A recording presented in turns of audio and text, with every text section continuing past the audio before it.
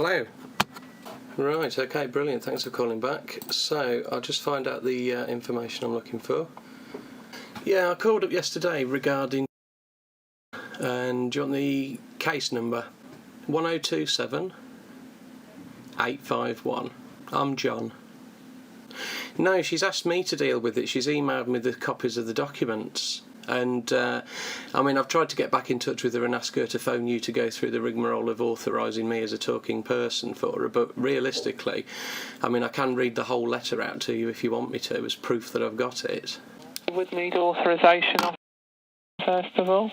Right, okay, well what I wanted to question you about is how do you guys actually intend to enforce anything through court and county court judgments? I can't go into any more detail without authorisation from I'm afraid. Okay, well... As soon as we have that, we can discuss this in more detail with yourself. Right, okay. Well, basically then, she's asked me to deal with this because you're acting on behalf of a private parking company that are a pack of rubbish, and your threats of making her poorly, and you have no substantiating evidence to be able to push this to even a county court because there's no contract in the matter.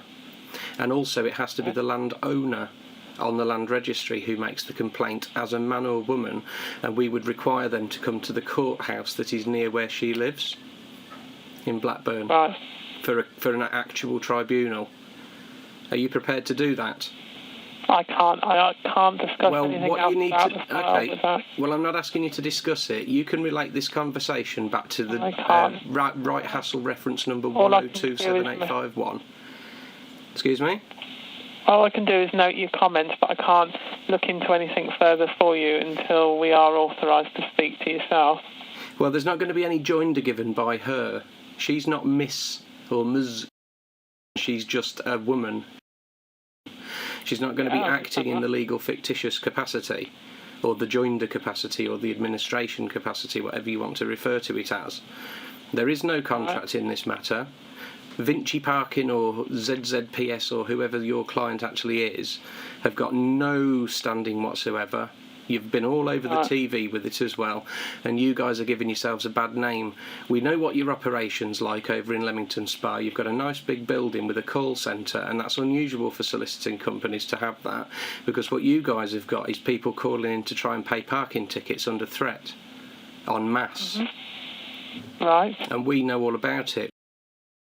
We're the ones that go out and stop bailiffs getting anywhere near people's property. Did you say? Correct.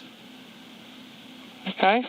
So basically, we require of you to back off unless you've got absolute categorical contract evidence that you can put through a county court with a real magistrate at Blackburn. Okay.